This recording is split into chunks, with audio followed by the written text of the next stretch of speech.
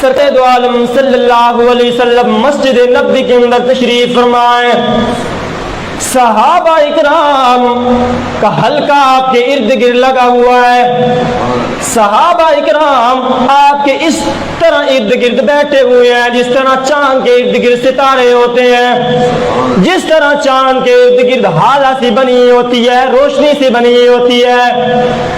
دہیہ کلبی رضی اللہ تعالیٰ عنہ بھی تشریف فرمائے۔ دہیہ کلبی یہ وہ صحابی ہے جن کی شکل اللہ کے پیغمبر کی شکل کے ساتھ تھوڑی مناسبت اختیار کرتی تھی، ملتی جلتی تھی تھوڑی سی۔ جب بھی جبریل امین تشریف لاتے تو انہی کی شکل کے اندر تشریف لاتے۔ کیا نام ہے؟ دہیہ کلبی۔ اللہ کے پیغمبر نے دہیہ کلبی سے فرمایا، دہیہ آج کوئی ایسی بات سناؤ، اپنی کوئی زندگی کا ایسا واقعہ سناؤ کہ اللہ کی یاد آ جائے، رونا آ جائے، حشر کا میدان یاد آ جائے۔ دہیہ فرماتے ہیں اللہ کے پیغمبر ابھی تو آپ نے ہم پہ محنت کی ہے، ابھی تو آپ نے ہمیں انسان بنایا ہے، ہم درندوں کی زندگی گزارتے تھے، ہم جاہلوں کی زندگی گزارتے تھے، ہمیں نہیں پتا تھا کہ ماں کی عزت کیا ہوتی ہے، بیٹی کی عزت کیا ہوتی ہے، بہن کی عزت کیا ہوتی ہے۔ آپ نے ہمیں زندگی گزارنے کا طریقہ بتایا، آپ نے ہمیں زندگی گزارنے کا سلیقہ بتایا۔ اللہ کے پیغمبر ہم نہیں جانتے تھے ہم کہاں سے آئے ہیں، ہم نہیں جانتے تھے ہم نے کہاں جانا ہے، ہم نہیں جانتے تھے ہم اس دنیا میں کیوں آئے ہیں۔ اللہ کے پیغمبر آپ نے ہم پہ محنت کی، ہمیں انسان بنایا ہے، ہمیں صحابہ کرام جیسی خصوصیات سے نوازا ہے۔ اللہ کے پیغمبر ہمیں پتہ نہیں ہم کہاں سے آئے تھے، ہمیں پتہ نہیں ہم نے کہاں جانا ہے۔ وہ آ گئے تو صدر آفرینش پا گئی دنیا، اندھیروں سے نکل کر روشنی میں آ گئی دنیا۔ جمے چہروں سے زنگ اترا، ستے چہروں پہ نور آیا۔ حضور آئے تو لوگوں کو جینے کا شعور آیا، آپ آئے تو ہمیں جینے کا مطلب سمجھ آیا۔ اللہ کے پیغمبر آپ کے آنے سے پہلے میں زمانہ جاہلیت کے اندر بڑا سخت دل انسان تھا، بڑا طاقتور انسان تھا۔ لوگ جب اپنی بچیوں کو زندہ دفن نہیں کر پاتے تھے میرے پاس چھوڑ کر جاتے اور کہتے دہیہ یہ میری بچی ہے، میرا دل گوارا نہیں کرتا کہ اس کو زندہ دفن کروں، تو اس کو دفن کر دے۔ اللہ کے پیغمبر مجھے ذرا بھی خوف نہیں آتا تھا، مجھے ذرا بھی ترس نہیں آتا تھا، اللہ کے پیغمبر مجھے ذرا بھی خوف اللہ سے نہیں آتا تھا۔ میں ان کی بچیوں کو زندہ درگور کر کے آ جاتا تھا، زندہ دفن کر کے آ جاتا تھا۔ وقت چلتا رہا، وقت چلتے چلتے ایک ایسا وقت بھی آ گیا کہ میرے گھر کے اندر ولادت ہونے والی تھی۔ میں نے سفر پر بھی جانا تھا، سفر پر بھی جانا تھا۔ میں نے اپنی بیوی سے کہا اگر میرے گھر کے اندر بچہ پیدا ہو جائے تو اس کی تربیت کرنا، اس کو پال لینا، لیکن اگر بچی پیدا ہو جائے تو اس پر ترس نہیں کھانا، اس کی تربیت نہیں کرنی، جا کر جنگل کے اندر دفن کر ڈالنا۔ کہتے اللہ کے پیغمبر میں اپنی بیوی کو یہ پیغام دے کر چلا گیا۔ وقت چلتا رہا، وقت گزرتا رہا۔ کچھ عرصے کے بعد جب میں واپس آیا نا، میں نے دروازہ کھٹکھٹایا، اندر سے آواز آئی کون ہے؟ میں نے دیکھا کہ ننھی سی آواز ہے۔ اندر گیا، ایک چھوٹی سی بچی، کالی کالی آنکھوں والی، سرخ سرخ ہونٹوں والی بچی۔ میں نے بیوی سے پوچھا یہ بچی کون ہے، کہاں سے آئی ہے؟ وہ کہتی ہے تو سفر پر چلا گیا تھا نا، اللہ نے ہمیں بیٹا عطا نہیں کیا، اللہ نے ہمیں بیٹی دی تھی اور میرا دل گوارا نہیں کیا کہ میں اس بیٹی کو جا کر دفن کر دوں، میری مامتا نے مجھے روک لیا، میں اس چھوٹی سی بچی کو دفن نہیں کر سکی۔ اس کے ننھے ننھے ہاتھ مجھے دکھائی دیے تھے، اس کے ننھے ننھے پاؤں مجھے دکھائی دیے تھے، میں ماں ہوں نا اس لیے میں اس کو دفن نہیں کر سکی۔ ماں کا دل بھی بڑا نرم ہوتا ہے، بڑا نرم ہوتا ہے ماں کا دل۔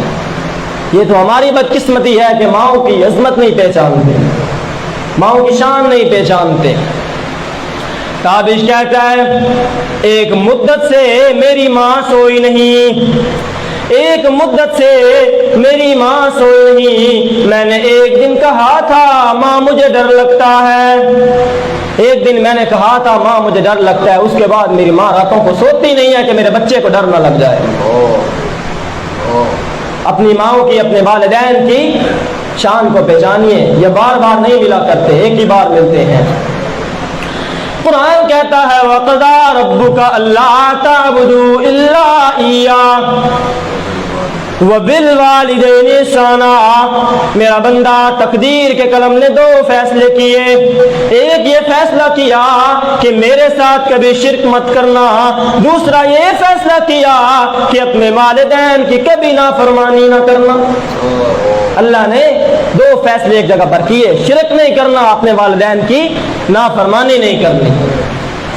ہمیں بھی تو دیکھیے ماں کے ساتھ کیا سلوک ہے، باپ کے ساتھ کیا سلوک ہے۔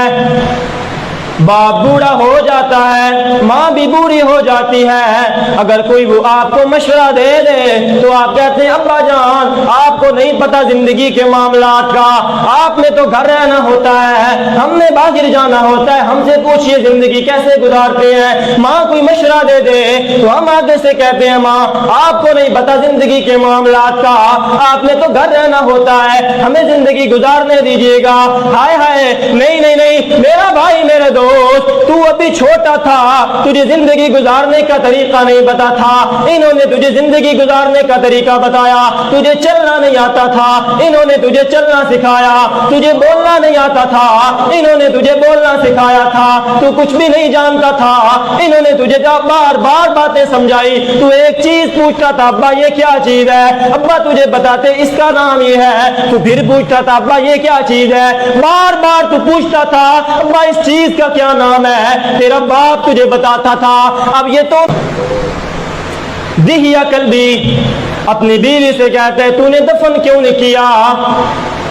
بیوی کہتی ہے مامتا نے مجھے مجبور کر دیا تھا، چھوٹی سی بچی تھی، اس کی آنکھوں کو میں نے دیکھا، اس کے پاؤں کو میں نے دیکھا، اس کے ہاتھوں کو میں نے دیکھا، میرا دل نے یہ گوارا نہیں کیا کہ اس کو زندہ دفن کر دوں۔ دیا کہتا ہے اس کو تیار کرو۔ ماں نے تیار کرنا شروع کر دیا، ہونٹوں پہ لالی بھی لگائی، ہونٹوں پہ سرخی بھی لگائی، آنکھوں میں کاجل بھی ڈالا، تیار کیا، اس کو اچھے کپڑے پہنے، اس کو نہلایا بھی، اس کو دھلایا بھی۔ بچی کہتی امی میں کہاں جا رہی ہوں؟ امی کہتی ہے تیرا ابا تجھے کہیں پر لے جائے گا، اپنے باپ کے ساتھ تو جائے گی۔ دیا فرماتے اللہ کے محبوب رستے کے اندر وہ مجھ سے باتیں بھی کرتی رہی، رستے کے اندر وہ میرے ساتھ گفتگو بھی کرتی رہی، کہتی ابا تو کہاں چلا گیا تھا؟ میں روز تیرا اپنی ماں سے پوچھتی تھی میرا ابا کون ہے، میرا ابا کہاں ہے؟ اللہ کے پیغمبر وہ مجھ سے باتیں بھی کرتی چلی گئی، وہ میرے ساتھ محبت کی باتیں بھی کرتی چلی گئی، آخر کار وہ جگہ آ گئی جہاں پر میں نے اس کو دفن کرنا تھا، میں نے گڑھا کھودنا شروع کر دیا۔ گڑھا کھودتے کھودتے جب مجھے پسینہ آنے لگا نا، اس نے اپنے ننھے سے دوپٹے سے اپنے ننھے ہاتھوں سے میرا پسینہ صاف کرنا شروع کر دیا۔ اللہ کے پیغمبر مجھے ذرا بھی خوف نہیں آیا، مجھے ذرا بھی ترس نہیں آیا اس چھوٹی سی بچی پر، مجھے اللہ کا خوف بھی نہیں آیا، میں نے اس کو پکڑ کر گڑھے کے اندر پھینک دیا۔ گڑھے کے اندر پھینکا، وہ مجھے آوازیں دیتی رہی، کہتی ہے اے میرا ابا اگر تجھے کھانے کی پرواہ ہے کبھی تیرے گھر کے اندر نہیں آؤں گی، اگر تجھے پینے کی پرواہ ہے کبھی تیرے گھر کے اندر نہیں آؤں گی، جنگل کے پتے کھا کر گزارا کروں گی، ابا مجھے دفن نہ کر، میں قیامت کے دن بھی تیرا ساتھ دوں گی، ابا مجھے دفن نہ کر، کبھی تیرے گھر کے اندر نہیں آؤں گی، جنگل کے اندر مجھے چھوڑ دے۔ دیا فرماتے اللہ کے پیغمبر میں نے ذرا بھی خوف نہیں کھایا، مجھے ذرا بھی ترس نہیں آیا، میں نے مٹی پھینکنی شروع کر دی۔